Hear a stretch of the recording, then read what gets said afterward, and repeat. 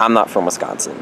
When I came here for college and talked to Wisconsinites and asked them where they're from, some of them would raise their hand like this and show me where they lived. And I just didn't get it. I don't see it. So I did a little research, and it turns out that the Wisconsin Department of Tourism did an entire campaign based on Wisconsin as a mitten. So I went and asked them about it. I met with Danielle Johnson, who works public relations at the Department of Tourism.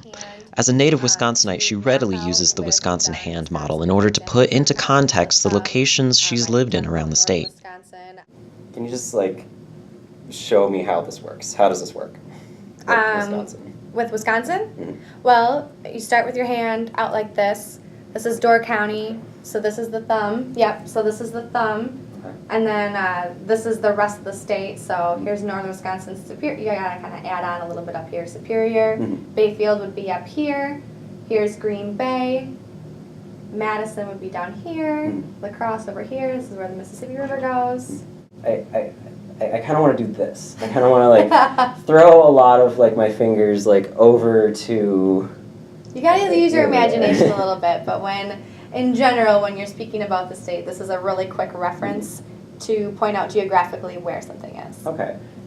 In the winter of 2011, the Department of Tourism ran a campaign with images depicting Wisconsin as a mitten. Controversy shortly sparked after some Michiganders took the campaign as an attack on their state, which is also commonly depicted as a hand. There was a social media uproar. People were commenting on our Facebook and our Twitter. And so we had to take this negative situation and turn it around really fast into something positive.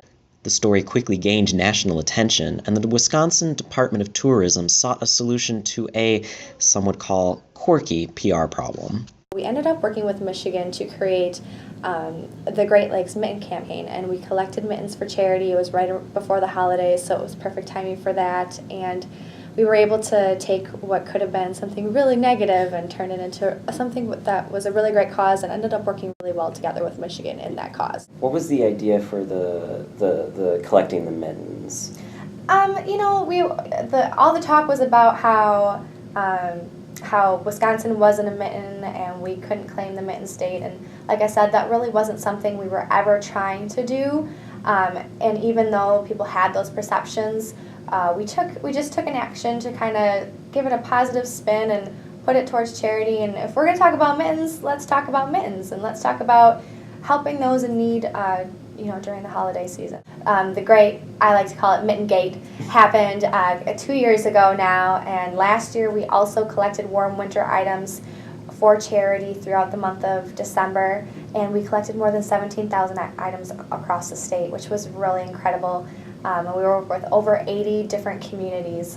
So we're looking to continue that again this year, and we're very excited that what started as might have been a bad situation has really turned around for the positive and has really benefited local people in Wisconsin.